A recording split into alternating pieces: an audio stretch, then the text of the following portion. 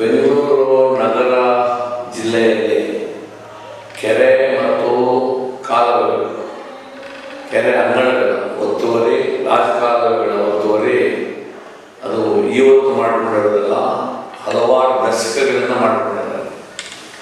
ಇದನ್ನು 2002ರಲ್ಲಿ ನಾವು 2006ರಲ್ಲಿ ಪ್ರಸ್ತಾಪ ಮಾಡಿದ ಆದಮೇಲೆ ಈ ಗೂಗಲ್ನಲ್ಲಿ ಮಾಡಿದ್ದಾರೆ ಅಂತೇಳಿ ಕೆ.ಟಿ. ರಾಮಸ್ವಾಮಿ ಕಮಿಟಿಯನ್ನು ರಚನೆ ಮಾಡಿದ್ರು. ಈ ಎಲ್ಲ ಸಂಬಂಧಪಟ್ಟಂಥ ದಾಖಲೆಗಳನ್ನು ಆವತ್ತೇ ಸರ್ಕಾರಕ್ಕೆ ನಾವು ಕೊಟ್ಟಿದ್ದೀವಿ. ಬಹುಶಃ ಆ ದಾಖಲೆಗಳ ಆಧಾರದ ಮೇಲೆ ಇವತ್ತು ಒತ್ತುವರಿಯನ್ನು ತೆರವುಗೊಳಿಸಲಿಕ್ಕೆ ಹೋಗ್ತಾ ಇದ್ದಾರೆ.